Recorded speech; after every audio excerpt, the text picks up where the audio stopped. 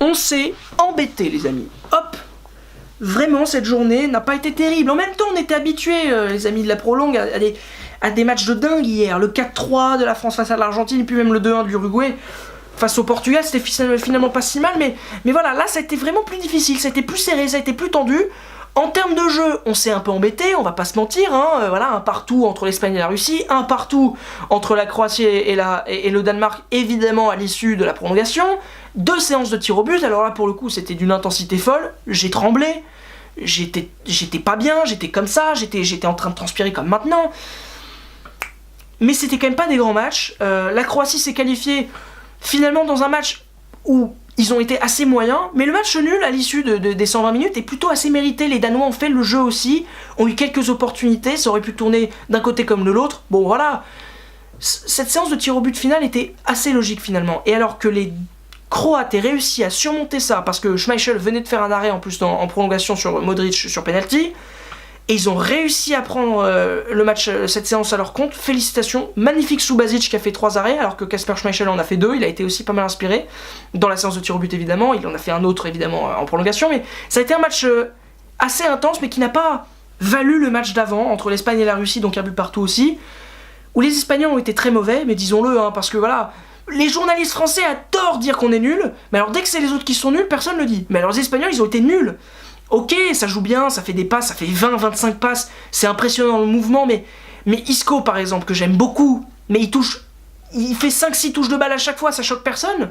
C'était stéréotypé, c'était ennuyeux. Et les Russes qui sont vraiment pas brillants, disons-le, ils sont même pas brillants défensivement, ils ont réussi à les contenir avec une énergie, une volonté qui me fait kiffer. Et moi j'adore ça, même si c'est pas du jeu, même si c'est pas le grand football que j'aime regarder, bah c'est quand même quelque chose où je prends du plaisir. C'est pour ça que j'ai l'Atlético notamment sur le dos là de mon décor, et même Bastia, c'est que c'est un peu des équipes qui ont cette âme là, cette combativité qui moi me fait kiffer. Moi j'avoue que j'aime beaucoup. Et les Russes ils ont montré ça cet après-midi. Ça a été intense, ça a été difficile. Les Russes ils étaient cuits à la fin de la rencontre, ils avaient tous des crampes, mais ils ont fait leur exploit, ils l'ont tenu. Le peuple russe se souviendra longtemps de cette épopée-là. Les matchs de dingue du début de compétition, le 5-0, le 3-1 face à l'Arabie Saoudite et face à l'Égypte. Bon, la défaite face à l'Uruguay 3-0 on l'oublie, mais l'Uruguay est une très bonne équipe. Et ils ont réussi à revenir encore plus fort face à l'Espagne, et ils ont tenu leur exploit. Alors, ça suffira évidemment pas à la Russie pour se qualifier pour les demi-finales, même si les Croates n'ont pas été très bons. Les Croates sont quand même vraiment supérieurs, et je n'imagine pas les Croates faire la même erreur que les Espagnols. Je ne l'imagine pas, déjà parce que les Croates ne sont pas aussi vieux que les Espagnols. Les Espagnols ils jouaient limite en canne, tellement c'était ennuyant, c'était insupportable. Ils étaient là, ils tremblaient, à l'image d'un Iniesta qui pourtant rentrait en cours de match. Il aurait pu porter sa fraîcheur, bah même pas. C'est vraiment terrible, mais les Espagnols sont éliminés. Ils ont pris une leçon de foot à force de s'enquiquiner. Et oui, je dis enquiquiner en termes des années 80. Bah, ils ont été insupportables. Tant pis pour eux, qui rentrent chez eux avec les Allemands. À la limite, les Allemands, ils ont peut-être perdu avec leurs idées, mais ils ont perdu leur première compétition depuis très très très longtemps. Ça leur était pas arrivé souvent, hein, quand même, cette déculottée.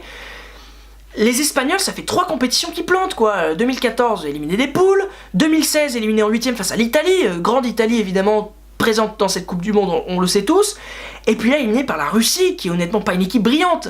Donc il y a quand même pas mal de questions à se poser, même si effectivement il y a eu le changement d'entraîneur 2 jours avant, nana.